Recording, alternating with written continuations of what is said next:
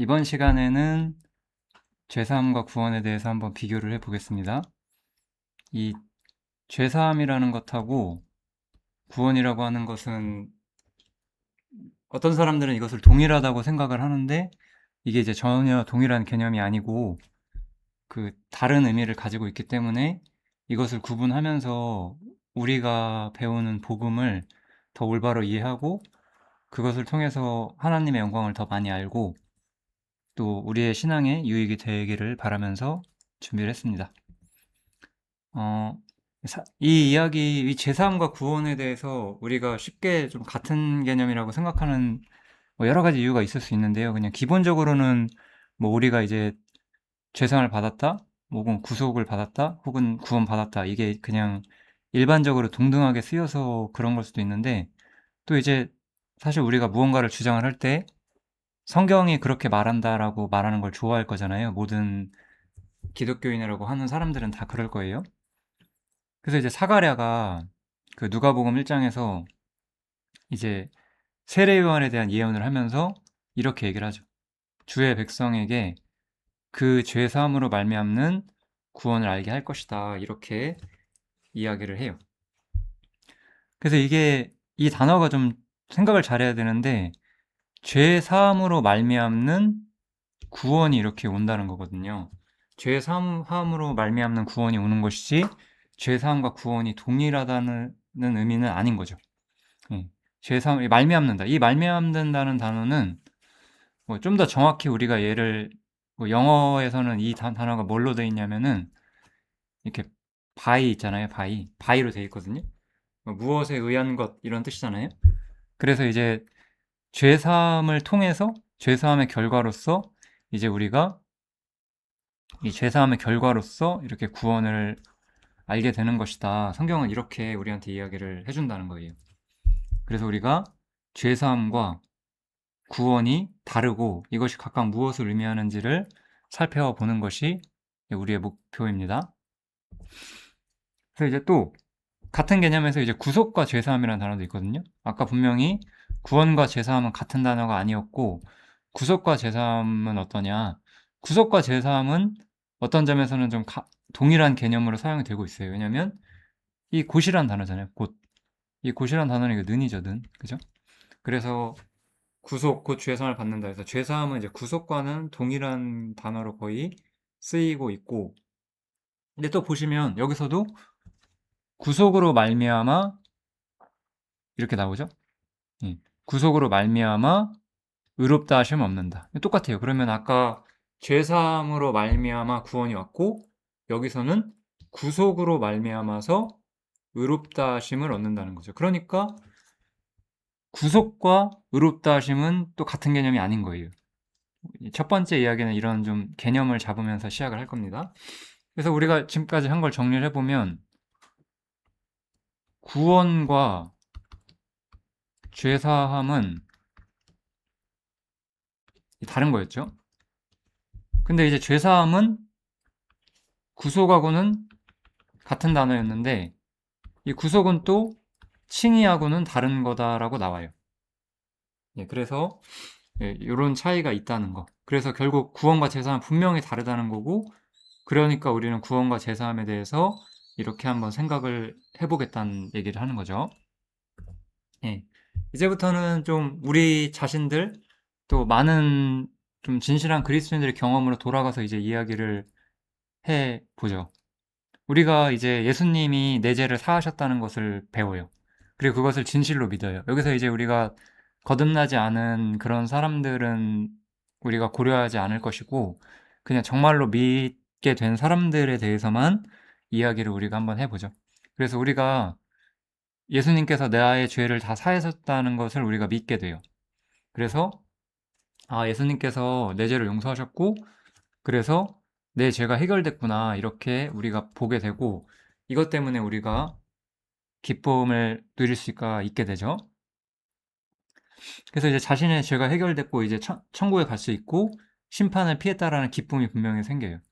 그래서 양심의 짐이 좀 내려지게 되죠. 양심이 깨끗해진다라고 제가 이야기를 했는데 양심에 대한 어떤 죄책, 내가 이러면 지옥에 가야 되는데 이런 죄책감을 이제 내려놓을 수가 있고 또 그렇게 우리의 죄를 용서해 주신 하나님의 선하심에 대해서 좀 알게 돼요.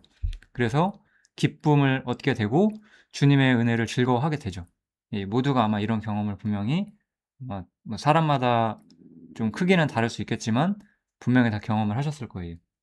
그런데 이제 문제가 뭐냐면은 얼마 지나지 않아서 이제 자신 안에 존재하는 어떤 죄를 자각을 하는 거죠.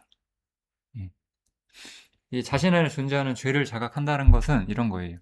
우리가 이렇게 양심이 깨끗해지고 하나님 편에 살기로 마음을 먹으면은 이제는 죄 안 짓고 하나님께 헌신하면서 살아야 되겠다 마음을 분명히 먹지만 실제로 우리가 변하지 않았다는 거를 우리가 사실 금세 알죠. 그래서 내가 여전히 죄를 짓는다는 사실, 이거 이제 범죄라고 할게요. 여전히 죄를 짓는다는 사실을 우리가 느끼게 되고 이러면 우리의 마음이 이제 불편해지는 거죠. 아, 내가 이제 구원을 받았고 이렇게 죄를 지으면 안 되는 것 같은데 내가 이렇게 죄를 짓네? 그럼 이제 처음에는 이제 죄를 짓지 말아야지 이렇게 생각을 하죠. 근데 이제 시간이 지나면 내가 죄를 짓지 않으려고 해도 죄를 짓는다는 거를 느끼게 돼요. 아마 우리 모두가 다 그럴 것 같습니다.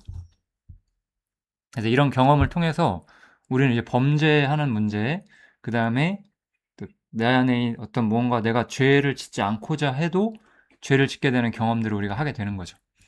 그래서 우리가 이 문제에 대해서 이제 범죄와 죄성이라는 개념에서 우리가 이 문제를 좀 생각을 해봐야 돼요. 그러니까 범죄라는 건 우리가 실제로 지은 죄예요. 누군가를 미워하지 말라고 하고 누군가에게 뭐 어떤 악을 행하지 말라고 하고 도둑질하지 말라고 했는데 내가 그런 거를 해요. 물론 이제 도둑질도 실제로 구원받은 그리스도인들이 진짜 남의 물건을 가지고 도망치고 그러진 않을 거예요. 어쨌든 그러한 어떤 법들이 있고 실제로 그런 죄를 짓죠. 그래서 이 지은 죄에 대해서는 우리가 이미 이 사함을 받았다는 우리의 확실한 믿음을 가지고 있잖아요. 이 지은 죄에 대해서는 우리가 죄사함을 분명히 받아요. 그래서 내가 죄를 지었어도 주님께서 내가 앞으로 아직 내가 이 땅에 살아있는 동안에 죄를 지을 수밖에 없지만 그것에 대해서도 이미 주님의 보혈로 청산이 됐고 우리는 천국에 가는데 아무 지장이 없다. 이렇게 우리가 믿을 수가 있죠. 그러니까 우리 양심이 그런 점에서는 계속해서 평안을 누릴 수가 있습니다. 근데 문제는 내가 완전해졌느냐라고 하면은 그건 절대 아닌 거죠. 내가 완전해진 게 절대 아니기 때문에 다시는 범죄치 않을 수 있는 건 아니에요. 우리는 언제나 범죄에 노출이 되고 우리는 악을 행해요. 그죠? 우리가 완전해질 수 있는 것이 아니에요. 그래서 우리가 완전해진다든지 우리가 더 나아진다고 가르친다는 것은 사실 성경에 대해서 많이 오해를 하는 거예요. 뭐 어떤 점에서는 뭐 이렇게도 생각을 할 수가 있거든요. 우리가 예를 들면은 시간이 지나면서 우리가 조금은 나은 사람이 된다 이렇게 생각할 수 있거든요. 이게 과연 우리를 만족시켜 줄 수 있느냐라고 하면은 그거는 상당히 잘못된 생각이다라고 할 수가 있습니다. 왜냐하면 이거는 그냥 자기 만족이에요. 왜냐하면 이렇게 우리가 생각을 했을 때 하나님의 요구사항은 사실 이 멀리 있거든요. 이 멀리. 이 멀리는 사실 뭐 우리가 요즘 말로 표현을 하면 여기는 이제 무한한 거죠. 그러니까 우리가 하나님의 요구사항을 절대로 만족시킬 수가 없기 때문에 우리는 나아진다는 말은 우리한테 소용이 없어요. 그거는 내가 생각하기에 내가 좀 나아진 거지 하나님 보시기에는 아무것도 아니거든요. 그래서 우리가 이런 걸 가지고 우리가 나아졌다라고 생각하기는 좀 어렵다 이렇게 생각을 하셔야 됩니다. 오히려 우리가 정직하게 생활을 하고 있다면은 우리는 죄를 지을 때 우리 안에 내재하는 어떤 죄, 이 본성을 보게 돼요. 나에게는 예를 들어 이런 거죠. 왜 내가 악을 행하고 왜 내가 뭐 화가 나고 왜 내가 분노하고 왜 내가 타인을 미워하느냐 뭐 이런 일까지 생각해 보면은 그런 것의 원인이 되는 나의 그 본성, 내 안에 악한 본성을 우리가 발견하게 되는 거예요. 우리가 지은 죄에 대해서는 분명히 용납이 돼요. 그런데 우리가 죄를 안 짓고자 해도 이 땅의 현재를 살면서 우리가 죄를 안 짓고자 해도 여전히 죄를 지을 수밖에 없다는 거는 우리가 변함이 없이 계속해서 느낀다는 거예요. 그래서 이 부분에 대해서 성경에서도 분명히 말을 하고 사도 바울이 이야기를 하는 거죠. 이런 걸 우리가 이제 아까 말했던 것처럼 제가 죄의 본성, 이걸 우리가 이제 죄성이라고 일반적으로 사용을 합니다. 그래서 이 죄성과 율법의 관계가 성경에서 나와 있어요. 우리가 예를 들어 구원을 받았어요. 그래서 이제는 하나님 앞에 이렇게 합당하게 살아야 되겠다라고 마음에 결심을 하고 그렇게 살려고 노력을 해요. 그러면서 이제 자연스럽게 율법은 하나님께서 사람에게 주신 선하신 계명이다라고 우리 양심상 자연스럽게 받아들일 수가 있기 때문에, 예를 들어서 그래, 미워하지 말아야지, 뭐 탐심을 갖지 말아야지, 이렇게 우리가 생각을 할 수가 있잖아요. 그거는 아주 보편적이고 선한 마음인 거죠. 근데 중요한 게 뭐냐면은 내가 살았더니 법을 깨닫지 못할 때는 내가 살아 있었대요. 내가 구원받기 전에는 율법이 나에게 아무런 문제가 되질 않았어요. 우리가 율법을 잘 지킨다고 쉽게 생각하거든요. 그래, 나는 다른 사람 안 미워했어, 이렇게 사실은 매번 미워하고 있으면서도 되게 구원받지 않은 사람들은 자신들이 악인이라고 생각을 잘 못해요. 그런데 이제 우리가 구원을 받았어요. 구원을 받고 나서는 이 계명이 이뤘을 때 죄가 살아나고 나는 죽는다라고 표현을 해요, 바울 사도가. 이제는 내 양심이, 아까 말했던 것처럼 우리의 양심이 깨끗해지게 되었고, 이 양심은 죄에 대해서 좀 더 정확히 자각을 하게 돼요. 내 안에 있는 작은 악도 감지할 수 있을 만큼 우리 양심이 깨끗해지게 되는 거죠. 그래서 내가 선하게 살려고 해도 내가 아주 선한 행동 속에서도 내 안에 악이 있다는 게 보여요.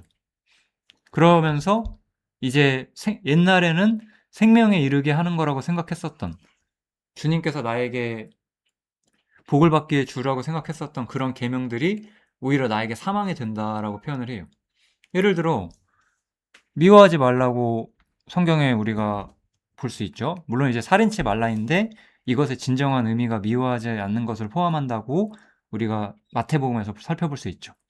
근데 우리가 미워하지 않을 수 있느냐라면은 그렇지 못하게 되는 거고, 그러면은 이제 나는 하나님 앞에 내가 죄를 짓고 있구나라고 생각을 하게 되는 거죠. 그러면은 원래는 생명을 나에게 주려고 했던 것이 나에게 사망이 된다, 이거를 이해하게 되는 거예요.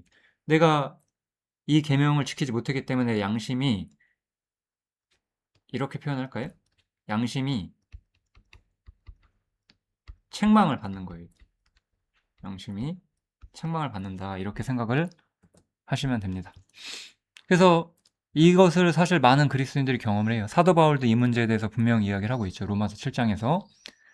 이 사람은 그 경험을 계속하면서 뭘 느끼게 되냐면 내 속에 선한 것이 없다, 이것을 깨닫게 되고, 분명히 나에게 원함은 있다라는 것은 감지를 해요.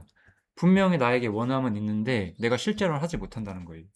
이 경험을 통해서 무엇을 느끼게 되느냐? 내 속에 죄가 거한다라는 것을 느끼게 돼요. 나라는 사람이 분명히 이렇게 있어요. 내가 있는데 내 안에 죄라는 것이 거하고 이 죄는 나를 끌고 다녀요. 그래서 나는 다른 사람을 미워하고 싶지 않고, 나는 탐심을 갖지 않고 싶고, 나는 염려치 않고 싶지만 그렇게 하게끔 한다는 거죠, 이게. 그래서 여기 보시면 이거는 좀 난제 중에 하나일 수 있는데요. 이것을 잘못 인용해서 좀 이상한 소리를 하는 사람도 있거든요. 여기 보시면 이제 내가 원치 않는 그것을 하면 이를 행하는 자가 내가 아니다, 내 속에 거하는 죄다, 이렇게 해가지고 죄가 죄를 짓는 거지 내가 짓는 건 아니야, 이렇게 하는 사람들도 있어요. 그렇게 해서 우리가 뭐 내 탓 아니라고 해봤자 우리 양심이 편한가요? 정직한 그리스도인들은 그게 편하지 않아요. 이 말의 진정한 의미는 죄가 나보다 위에 있다는 거예요. 죄가 나보다 위에 있어서, 성경에서 우리가 그래서 어떤 단어가 있죠? 예수님께서 우리를 죄의 종이라고 표현을 하시죠. 우리가 죄의 종인 거예요. 죄가 나를 끌고 가고 내가 죄에 끌려다니기 때문에 내가 원하는 걸 할 수가 없어요. 나는 선을 행하고 싶은데 죄가 나를 끌고 가기 때문에 나는 선을 행하지 못하는 거죠. 뭐 이렇게 이해를 해 주시면 될 것 같습니다. 그래서 만약에 죄사함이 전부라면은 우리의 구원이 사실 온전하지 못하게 돼요. 왜냐하면 우리는 분명히 죄를 지을 수밖에 없고 사실 죄성 자체도 우리가 감지를 하게 돼요. 그러면 하나님이 그것을 기뻐하지 않는다는 우리 마음속에 진정한 감각이 계속해서 올라오기 때문에 이 하나님에 대한 두려움을 떨쳐낼 수가 없어요. 이걸 좀 많이 우리가 생각을 해주셔야 되고요. 그 다음에 이 세상은 죄에 대한 심판이 지팡이되는 곳이잖아요. 하나님께서 세상을 심판할 거잖아요. 그래서 이 세상 속에서 우리가 양심이 평안할 수가 없어요. 그래서 우리는 하나님을 향해서도 또 세상을 향해서도 우리가 담대함을 가질 수가 없다. 이렇게 생각을 좀 해주시면 될 것 같습니다. 네. 이 문제를 제가 좀 비유를 약간 해드리고 싶긴 한데요. 이런 느낌이라고 생각해 주시면 좋을 것 같아요. 예를 들어서 이렇게 예를 들면 북한에 우리가 살고 있다라고 한번 생각을 그냥 가정을 해보죠. 우리가 북한에 살아요. 가끔씩 우리가 뉴스를 보면은 북한 사람들이 우리나라에서 나오는 드라마를 보면은 막 사형당하고 막 그러잖아요. 근데 우리가 드라마 보고 싶을 수 있잖아요. 드라마를 보고 싶을 수 있는데 그래서 아주 사소한 일만 해도 사형을 당하고 죽는다는 거예요. 쉽게 말하면. 그렇게 우리가 엄청나게 빡센 나라에 우리가 살고 있다라고 생각을 해보죠. 근데 예를 들어서 그러니까 예를 들면 요즘 사람들 예를 들면 유튜브를 한번 보거나 틱톡을 보거나 그냥 핸드폰에서 유튜브랑 틱톡 클릭만 해도 우리가 총살이다 이렇게 한번 가정을 해보자고요. 그렇게 우리가 가정을 해본다면은 죄삼이라는 건 뭐냐면 이제 내가 여기서 이제 유튜브를 봐요. 여기서 제가 유튜브를 보는데 옛날엔 유튜브 보면 이제 총살이었는데 죄삼은 뭐냐면 이제 유튜브를 봐도 이제 총살은 안 당한다 이렇게 생각을 해주시면 편할 것 같아요. 이제 총살은 당하지 않아요. 왜냐면 죄값을 누군가 대신 치렀기 때문에. 그럼 이제 우리가 이런 생각을 해봐야 돼요. 이거 가정이에요. 너무 이렇게 완벽하게 우리가 들어간 게 아니잖아요. 내가 만약에 이렇게 무시무시한 나라에서 유튜브를 봐도 총살을 안 당하고 됐는데 그래도 유튜브를 보면 내 마음이 편할 수 있겠냐 이거예요. 아, 우리나라에서 유튜브 보면 죽는데 어떻게 난 용서 받긴 했는데 괜찮나? 계속해서 이게 마음에 불편함이 있는 거죠. 이게 결코 우리가 이 문제로부터 심판을 면했다라는 것이 우리가 결코 자유해지진 않아요. 그 세상 속에서 우리가 자유해질 수가 없는 거예요. 왜냐면 우리가 학교에 다닌다고 우리가 생각을 해봐요. 똑같은 잘못을 했는데 나만 선생님한테 안 혼나요. 그 상황이 이게 편한 게 아니거든요. 그 상황이 편하다고 생각하면 굉장히 사실 양심이 이상한 사람인 거예요. 그죠? 결코 우리가 그런 상황이 편하지가 않아요. 분명히 우리가 잘못하는 게 있는데 너는 내가 봐줄게. 이게 편하지 않은 거거든요. 예수님의 보혈 때문이라고 할지라도 우리의 양심이 그렇게 편하진 않아요. 근데 이제 이건 이제 비유인 것이고 우리가 실제로 있는 곳은 이런 비유의 상황이 아니라 우리가 세상 속에 있다라는 거죠. 성경에서 이제 우리한테 말하는 거는 우리가 세상 속에 있다라고 말을 하는 거예요. 그래서 우리가 아담의 후손이라는 거죠. 우리가 아담의 후손이고 우리가 육신에 속해 있기 때문에 이 상태에서 우리가 죄를 짓는 이유가 성경에 따르면 뭐죠? 우리가 이미 죄사함 때 다들 배우시잖아요. 우리가 아담의 후손이라서 우리가 죄를 지어서 죄인이 되는 게 아니라 죄인의 후손이라서 범죄하는 거잖아요. 그죠? 성경에서 분명히 이걸 말하는 거고 이 아담의 후손 이게 바로 이걸 우리가 다른 말로 하면 우리가 육신에 속해 있다라고 표현을 한 거거든요.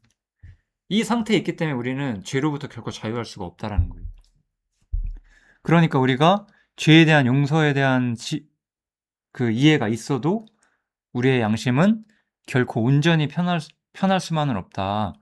이렇게 일단 생각을 해주시면 될 것 같습니다. 그러면 이제 우리가 다시 한번 율법이라는 것의 한계에 대해서 우리가 다시 생각을 해봐야 돼요. 여러 우리 형제님들이 율법이 우리의 어떤 신앙생활의 표준이라고 여전히 오해하시는 분들이 참 많이 있을 거라 생각이 들고 율법의 한계를 우리가 다시 한번 여기서 정리를 해봐야 돼요. 율법은 항상 우리가 하나님 앞에서 비참한 상태인 것을 드러내기 위한 거예요. 율법을 통해서 우리가 하나님께 나아가고 하나님을 기쁘게 하기 위한 것이 아니에요. 율법은 우리의 비참한 상태를 드러내줘요. 우리가 그것을 절대 지킬 수가 없기 때문에. 그래서 아까도 제가 말씀드렸었죠? 생명에 이르게 할 계명이 내게 대하여 도리어 사망에 이르게 하는 것이 되었도다. 성경은 이렇게 분명히 표현을 하고 있어요. 그래서 하나님께서 우리를 용납하시는 문제를 우리가 다시 한번 생각을 해보면, 나의 상태를 우리가 고려하면은, 그러니까 내가 어떻냐라는 걸 고려하는 순간에 우리는 무조건 자유해질 수가 없는 거예요. 아까 제가 말했던 것처럼, 예, 하나님께서는 무한한 사실 의를 요구하시기 때문에 그렇게 우리가 따지게 된다면 우리는 완벽한 존재가 되어야 되고, 그렇지 않을 때 우리는 하나님 앞에서 결코 편할 수가 없어요.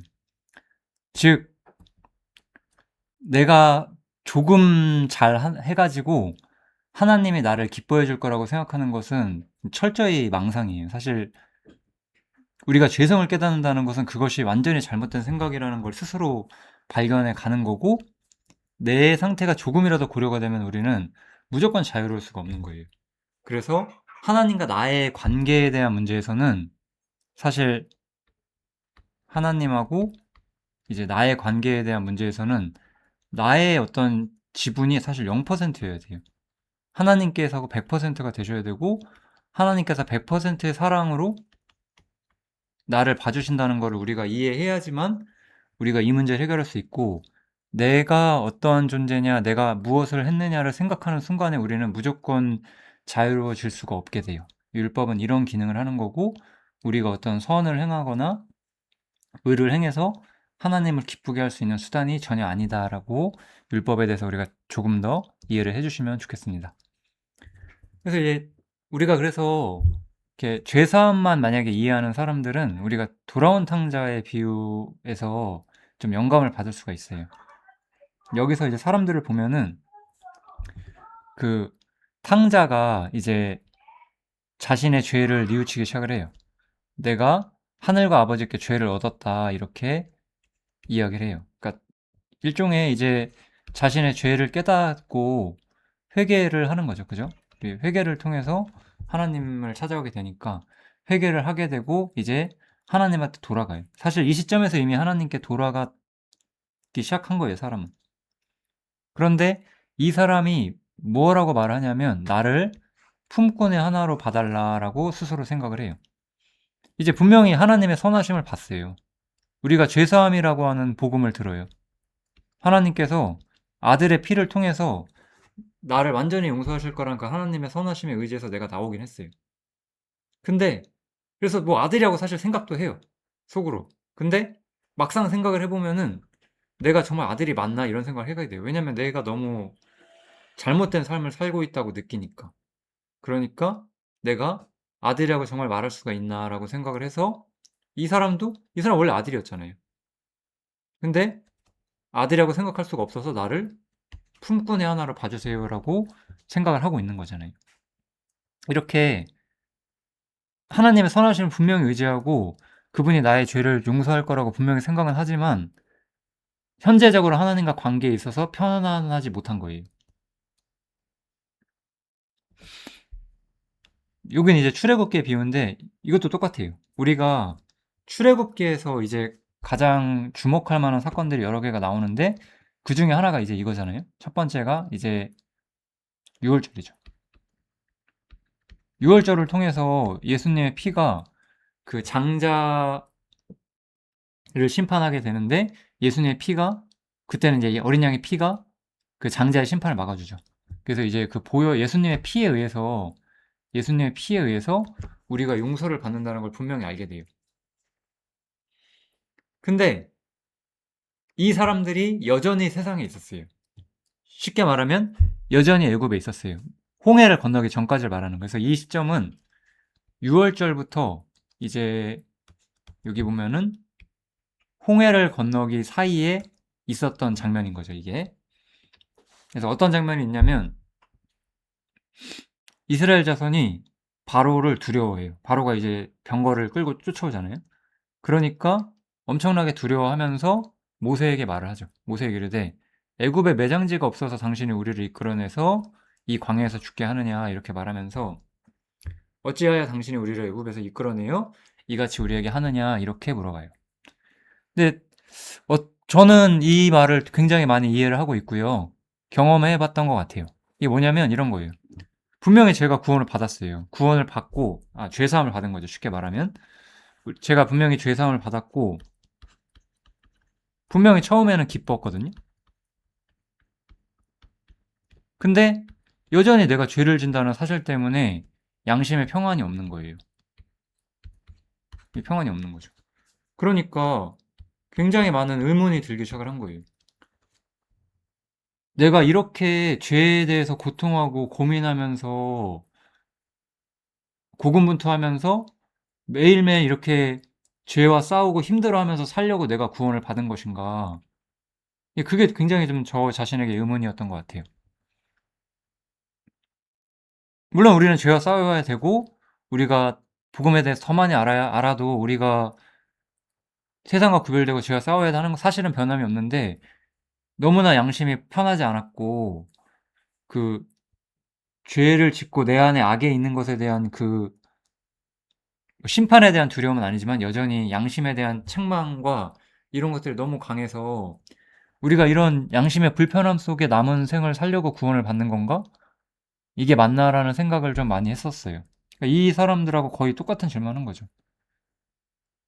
'우리가 광야에서 죽게 하려고 한 거냐. 차라리 이러려면은 애굽에 있는 게 낫지 않느냐.' 이 사람들이 이렇게 말했잖아요. 저도 똑같이 비슷한 생각을 해 봤었다는 거죠. 그러니까 죄사함이라는 건 결국 이런 거예요. 죄사함이라는 것은 아담의 후손으로서의 우리의 입장에서 우리가 한 일에 적용이 돼요. 우리가 분명히 지은 죄가 있잖아요. 그죠? 그리고 우리가 아담의 후손으로서 아직 이 땅에 살아있기 때문에 지을 죄도 있어요. 제가 오늘 아직 죽은 게 아니니까요. 이런 부분에 대해서 아담의 후손으로서 우리가 한 일에만 적용이 돼요. 지을 죄도 사실 한 일이에요. 아담의 후손으로서 한 일. 그런 점에서 우리는 하나님 앞에서 유죄 상태인 것이고요.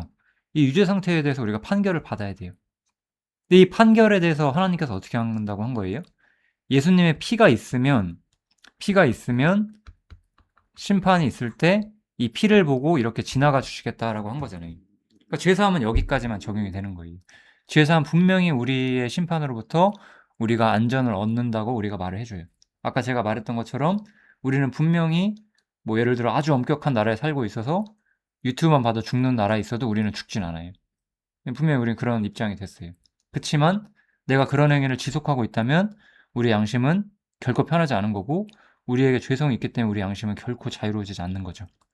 죄사함은 여기까지만 적용이 되기 때문에 우리의 한 일에만 적용이 되기 때문에 우리에게 진정한 구원을 가져다 주지 않는 것이고 이제 우리는 구원에 대해서 우리가 배워야 돼요. 그래서 죄사함으로 말미암는 구원인 거잖아요. 죄사함이라는 건 아까도 지금 계속 말하고 있지만 죄사함은 하나님의 의와 주권을 보여줘요. 어떤 의와 주권이에요? 죄인을 용서할 수 있는 의와 주권을 보여주는 거죠. 마귀의 입장에서 그리고 천사의 입장에서 그렇게 볼 수 있는 거거든요. 하나님께서 어떻게 죄인을 용서할 수 있는가? 혹은 믿는 사람과 믿지 않는 사람들 사이에서도 아니 어떻게 왜 하나님께서는 저렇게 나쁜 사람도 있는데 사람이 얼마나 착하냐 나쁘냐에 상관없이 그냥 자신을 믿으면 살리고 자신을 안 믿으면 죽는다고 하느냐? 그렇게 해도 되는 거냐? 사실 기독교를 거부하는 사람들은 그걸 거부하는 거거든요. 어떻게 예수만 믿으면 천국이고 나머지는 다 불신 지옥이냐? 그게 너무 편협하지 않느냐? 근데 전혀 편협하지 않다라는 것이 죄 삶 속에 드러나는 거잖아요. 왜냐하면 우리가 무엇을 배워요? 사람의 의와 행실 아무것도 아니라는 걸 배우잖아요. 이게 절대적으로 옳다는 걸 우리가 죄 사함이 증명하는 거죠. 예수님의 피가 인간은 다 심판받을 만한 것이고 예수님의 피만이 모든 것을 용서한다는 걸 성경이 입증하고 있는 거죠. 그치만 죄사함 자체가 구원은 분명히 아니기 때문에 우리가 아까 말씀드렸던 이렇게 죄사함에 적용점이 있고 한계점이 분명히 있는 거예요. 그래서 구원은 아까 죄사함은 우리가 한 일, 아담의 후손으로서 우리의 한 일에 적용된다고 하면은 구원은 우리의 상태에 적용되는 거예요. 다시 한번 우리가 이것을 죄사함하고 비교를 해보면 심판자가 나를 심판하지 않는 게 구원이란 단어가 어울리냐 이거예요. 이 단어 자체가 어울리질 않아요. 내가 법원에서 심판을 받는데 판사가 나에게 심판하지 않는다고 해서 내가 그게 구원이라고 하냐? 구원이라는 단어가 잘 어울리질 않죠. 이 구원이라는 단어가 그 상황 자체에 어울리지가 않는 거예요. 구원은 우리가 늪에 빠져 있을 때, 혹은 물에 빠져서 우리가 죽게 생겼을 때 누군가 나를 꺼내주는 것이 구원이에요. 그러니까 우리는 상태에 적용되는 거예요. 내가 빠져나올 수 없는 늪에 빠져 있을 때 그 늪에서 빠져나오는 거. 다른 이에 의해서 나를 꺼낼 수 있는 존재에 의해서 나를 꺼내주시는 것이 이제 구원인 거죠. 구원은 우리가 상태에 적용되는 거고, 아까도 말했지만 우리는 아담의 후손이기 때문에 모든 문제가 있었던 거거든요. 그래서 우리가 아담의 후손으로부터 빠져나와서 새로운 아담의 후손이 아닌 무언가가 돼야지만 우리가 구원이라고 말할 수가 있는 거예요.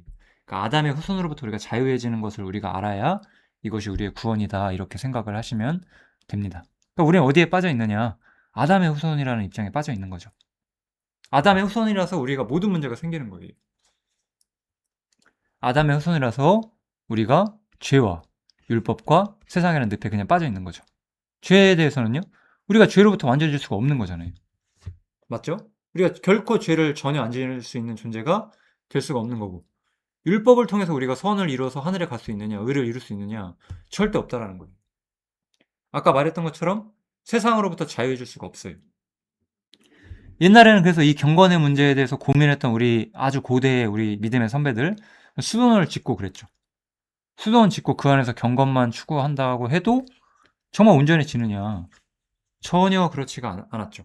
그러니까 우리는 어떤 입장이냐면 어디서도 우리가 자유해질 수가 없는 거예요.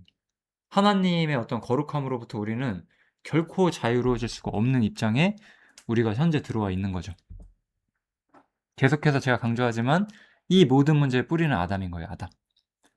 왜냐하면 한 사람으로 말미암아, 이 한 사람 아담이죠. 이 한 사람 아담으로 말미암아 죄가 세상에 들어왔기 때문에 그래요. 그래서 이 모든 문제의 뿌리인 아담으로부터 우리가 벗어나는 것, 아담으로부터 벗어나는 것이 우리가 말하는 구원인 거죠. 그래서 이 아담으로부터 벗어나기 위해서 우리한테 필요한 것은 바로 죽음인 거예요. 죽음. 여기서 이제 예수님의 피에 대한, 예수님의 죽음에 대한 새로운 관점이 나타나기 시작을 해요. 이게 바로 침례 혹은 세례라는 것이 가진 진정한 의미죠. 세례는 우리의 죄가 용서되었다는 것을 말하는 그런 그 형식이 아니. 세례는 무엇이냐? 그의 죽으심과 합하여 그와 함께 장사되었다. 이게 바로 세례라고 말하는 거죠. 예수님이 죽으실 때 예수님만 죽는 게 아니라 나도 이미 죽었다라고 본다는 거예요. 아담의 후손으로서의 나는 이미 죽었다라는 거예요. 그리고 예수님이 살아나실 때, 이건 뒤에서 또 얘기할 거예요. 나도 그때 함께 살아나게 된다라고 이야기하는 거고, 그것을 통해서 우리가 새 생명 가운데 행하게 된다라고 하는 새로운 진리를 이제 사도 바울이 로마서에서 이야기를 하는 거예요. 로마서 6장 7절에 보면 아주 중요한 얘기가 나오죠. 죽은 자가 죄에서 벗어난다. 이 의롭다 하심을 받는다는 건 좀 더 많은 설명이 필요해요. 어쨌든 죽은 자가 죄로부터 벗어난다. 그러니까 우리는 나는 아담의 후손이었기 때문에, 저는 아담의 후손이었잖아요. 아담의 후손이 이 문제를 해결하려면 우리는 아담의 후손이 아니어야 되고, 아담의 후손이 아니어야 되면은 우리는 무조건 죽어야 된다는 거죠. 죽음이 아니고서는 아담의 후손으로서의 나를 고칠 수가 없다라는 것을 우리가 정말로 많이 이해를 하셔야 됩니다. 여기서 한 가지만 더 덧붙이면, 제가 성경을 배워가면서 굉장히 확실하게 배워갔던 한 가지가 있냐면, 하나님께서는 이 망가진 것을 수리하지 않으신다라는 개념을 우리가 좀 확실히 알아야 돼요. 하나님께서는 망가진 것을 고치지 않아요. 사람도 아담의 후손으로서 이미 망가졌기 때문에 사람을 고치는 게 아니에요. 그러니까 이제 제가 알기로는 그 개신교 교리 중에서는 이런 교리가 있거든요. 그 창조, 이 성경의 역사가 창조, 타락, 회복이다라고 가르치는 그런 교리를 제가 본 적이 있어요. 이것은 비성경적인 거예요. 하나님께서는 회복하지 않으시거든요. 하나님께서는 뭘 하는 거예요? 이 타락이 있었다 치면 이제 우리가 여기 이 시점부터 우리가 생각을 해보면 회복을 하는 게 아니라 이제 죽음을 통해서 다 소멸시키는 거죠. 그 다음에 새 창조를 하는 거죠. 우리가 이렇게 생각을 해주셔야 돼요. 그러니까 우리도 죽어야만 하고 우리는 새롭게 태어나야만 한다는 거예요. 아담과 상관없는 존재로서 새롭게 태어나야 한다는 거고, 그럼 이 세상에 아담과 상관없는 사람이 단 한 명이 있죠. 그게 바로 예수님이시잖아요. 그래서 예수님은 새로운 인간, 새로운 피조물로서의 인간의 새로운 머리가 되시는 거예요. 그래서 아까도 말했지만 이제 우리는 그리스도와 함께 죽는다라는 진리를 받아들여야 돼요. 그리스도와 함께 죽음을 통해서 갈라디아서에서는 이렇게 말하죠. 내가 율법으로 말미암아 율법을 향하여 죽었다. 율법은 사람에게 죽음을 요구하기 때문에, 율법은 사람에게 죽음을 요구하니까 내가 율법을 지키려고 해봤자 저는 죽어요. 그러니까 오히려 십자가, 예수님과 함께 죽는 건 뭐가 되는 거예요? 율법의 진정한 요구인 죽음을 만족하게 되는 거죠. 그것을 통해서 난 율법에 대해서는 죽게 되고, 부활을 통해서 이제 하나님을 향하여는 살게 되는 존재가 된다는 거죠. 그래서 사도 바울은 이 문제를 확실하게 이야기를 하면서, 내가 그리스도와 함께 십자가에 못 박혔나니 그런즉 이제는 내가 사는 것이 아니라 내 안에 그리스도께서 사시는 것이다 라고 확실하게 선언을 해요. 이 문제에 대해서도 옛날 저의 교회 생활을 아주 오래전이긴 하지만 좀 기억을 해보면 그래요. 예전에 저는 이렇게 생각했던 것 같아요. 저만 그렇게 생각한 게 아니라 저와 함께 신앙생활을 했던 많은 형제들이 그렇게 생각을 했죠.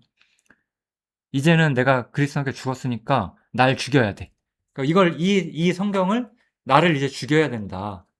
이렇게 해석을 하는 거예요.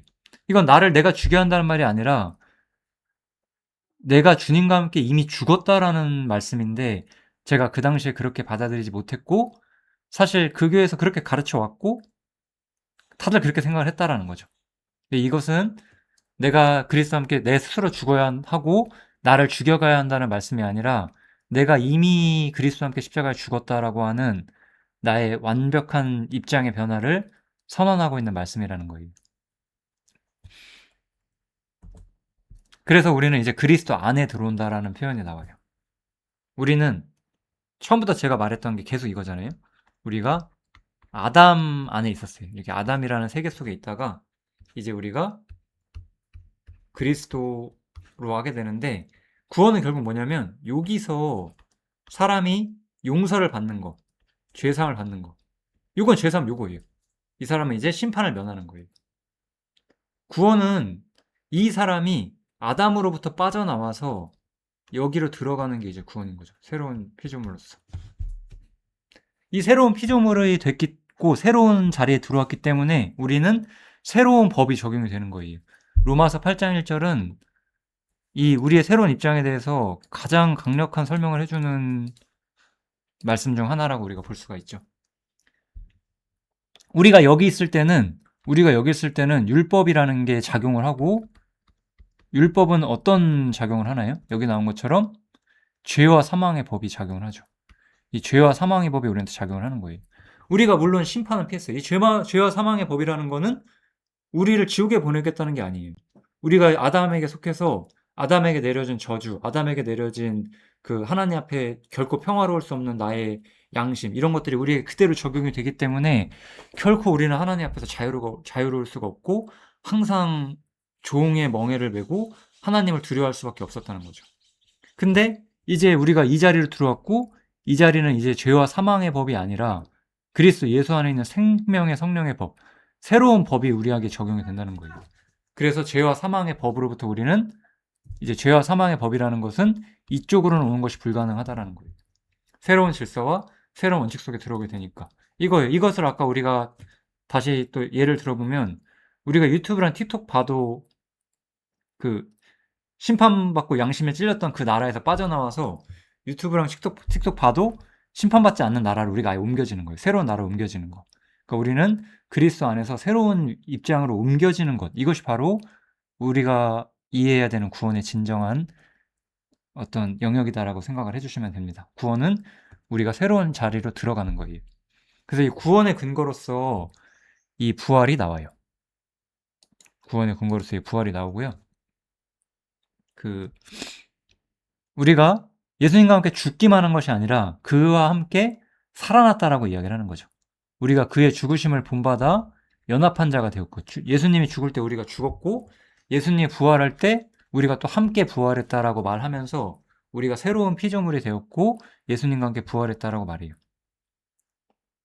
우리가 그리스도와 함께 죽었으면 또한 그와 함께 살 것도 우리가 믿을 수 있다라고 이야기를 하는 거고, 그리스도께서 죽은 자 가운데 다시 사셨기 때문에 다시 죽지 않으실 것이고 다시는 사망이 그를 주장하지 못할 것이다라는 거고, 우리도 함께 부활했기 때문에 사망이 나를 주장할 수가 없다라고 우리가 생각을 할 수 있다라는 거예요. 부활을 통해서 우리는 이제 그리스도 안에 들어가는 거예요. 예수님이 죽으실 때 우리 옛사람이 죽고 아담 안에서 나는 죽었고, 예수님이 부활할 때 우리도 함께 부활하고, 그때 우리는 그리스도 안에 있는 새로운 생명으로서 부활을 한다는 거죠. 그래서 이 문제를 사도 바울은 믿어야 한다라고 우리한테 주장을 하고 있어요. 로마서 6장인데요. 아마 11절일 겁니다. 로마서 6장 11절에 보면은 너희도 너희 자신을 죄에 대하여는 죽은 자요 그리스도 예수 안에서 하나님을 대하여는 산 자로 여겨라라고 말하면서 이것이 우리가 믿어야 하는 문제다라고 여긴다는 건 믿는다는 거예요. 이것을 우리가 믿어야 된다고 우리한테 제안을 해주고 우린 이것을 믿어야 돼요. 예수님이 나의 죄를 용서했다라는 것만 믿는 것이 아니라 내가 죄에 대해서는 죽은 자고 그리스도 예수 안에서 하나님을 대한 산 자라고 믿어야 한다라고 성경이 우리한테 말을 해주고 있어요. 네. 부활에 대해서 사도 바울이 고린도전서에서 한 보충 설명을 좀 덧붙이면은 사망이 사람으로 말미암았다라고 말해요. 그럼 이 사람은 아담인 거죠. 이 사람은 이제 아담인 것이고, 죽은 자의 부활도 사람으로 말미암게 되는데 이 부활은 예수님인 거죠. 그래서 아담 안에서 모든 사람이 죽는 것처럼 그리스도 안에서 모든 사람은 삶을 얻는다라고 이야기를 하죠. 아담 속에 있는 모든 사람은 사망, 그죠? 예수 안에 있는 모든 사람은 부활, 생명, 이렇게 되는 거죠. 그래서 예수님과 아담은 완전히 다른 존재고, 그래서 아담에 속해 있던 나와 예수님께 속해 있는 나는 또 완전히 다른 존재라고 바울 사도는 설명을 하는 거예요. 첫사람은 땅에서 났고 흙에 속한 존재지만 둘째 사람은 하늘에서 났다라고 말하면서 이건 아담과 그리스도를 설명하는 거고, 그렇기 때문에 흙에 속한 자, 아담의 후손은 흙에 속한 자들과 같은 것이고, 거꾸로 얘기를 했네요. 흙에 속한 자는 아담이고 여기 흙에 속한 자들이 아담의 후손들이겠죠. 그 다음에 하늘에 속한 자, 예수님이시죠. 예수님께서는 하늘에 속한 자들, 이제 믿고 예수님과 함께 부활한 새로운 피조물들은 우리와 같다라고 이야기를 하는 거예요. 우리는 예수님의 부활을 통해 예수님과 동등한 입장을 하나님께 얻게 되었다라고 이야기를 하는 거예요. 그래서 우리는 새로운 피조물이다라고 성경은 이야기를 하는 거예요. 그래서 사도 바울은 이제 우리를 육체대로 알지 않는다라고 말해요. 이 육체대로 안다는 표현은 이 맥락을 봤을 때 이제 뭐 율법으로서, 종교로서, 뭐 유대인이냐 이방인이냐 이런 문제로서 사람을 보지 않겠다라는 거예요. 그리스도 안에서 모든 것을 새롭게 볼 수 있겠다는 거죠. 그래서 이제는 그리스도 안에 있는 사람은 다 새로운 피조물이다 이렇게 보겠다는 거예요. 그래서 우리는 더 이상 육체대로 하나님 앞에 서 있는 게 아니라는 거예요. 우리는 육신을 쫓아서 아담 안에서 하나님 앞에 더 이상 서 있지 않는 완전히 새로운 입장에 우리가 들어와 있다. 성경은 이렇게 설명을 해주고 있습니다. 이제 이 문제에 대해서 최종적인 결론을 우리가 좀 내려보면 좋을 것 같은데요. 그러니까 이제 우리는 그 새로운 입장에 들어와 있고, 이 새로운 입장에 대해서 다시 한번 우리가 유월절로 예를 들어보면, 이제 유월절을 지나고 나서 홍해를 건너요. 홍해를 건널 때, 홍해라는 건 그런 거예요. 이 홍해라고 하는 것은 여기 이렇게 홍해가 있으면 여기에 이제 애굽이 있는 거잖아요. 이 애굽에서 우리가 홍해를 건널 때 이 애굽은 세상인 거예요. 이거는 아담의 세계인 거죠. 마귀의 세계일 수도 있는 거고요. 이 모든 것으로부터 우리가 빠져나와서 그리스도 안으로 들어가는 게 무엇인지가 우리에게 전해진다 이런 뜻이에요. 그래서 우리가 죄사함을 받아도 우리의 양심이 율법의 원리에 의해서 내가 하나님 앞에서 무언가를 해야 된다는 원리에 의해서 작용을 하면은 우리는 여전히 우리가 애굽 안에 있고 세상 안에 있다라고 스스로를 여기고 있는 거기 때문에 양심의 평안을 가질 수가 없어요. 왜냐면 나는 완전하지 않으니까. 가장 중요한 건 내가 완전하지 않기 때문인 거예요. 근데 우리는 우리가 완전하지 않다는 것을 받아들여야 되고 우리가 그렇기 때문에 하나님께서 우리를 새로운 입장으로 옮겼다는 걸 믿어야 하는 것이고 이제 더 이상 애굽과 세상이 나를 따라올 수 없다. 바로가 막이니까요. 바로가 나를 따라올 수 없다. 이렇게 우리가 믿어야만 하는 것이고 이렇게 건너고 나서야 진정한 찬송이 시작이 돼요. 네. 이제 홍해를 건너고 나서 이제 하나님을 찬송하죠. 내가 여호와를 찬송하리니 그가 말과 그 탄자를 바다에 던지셨다. 사탄의 머리를 깼다 이렇게 얘기를 하시는 거죠. 그래서 이제서야 여호와는 나의 힘이 되시고 노래가 되시고 구원이 되신다라고 분명히 이야기를 해요. 사실 구원과 찬송이 죄사함 때는 없다라고 거의 보여져요. 우리가 그 시점에 어떠한 기쁨을 못 느낀다는 뜻은 아니에요. 분명히 제가 처음 이야기할 때도 말했지만 죄사함을 받았을 때 양심의 평화와 기쁨을 우리가 누리긴 하거든요. 그런데 우리가 찬송이라고 할 만한 기쁨, 노래라고 할 만한 기쁨을 얻지 못하는 게 맞아요. 우리는 사실 이 입장까지 우리를 이해를 해야 돼요. 왜냐면 왜 그러냐면은 우리가 애굽에 있으면 하나님의 나의 힘이 아니라 내가 나의 힘을 쥐어짜야 돼요. 내가 나의 힘을 쥐어짜서 내가 선을 이루고 의를 이루려고 해야 되니까 우리가 안 되는 거거든요.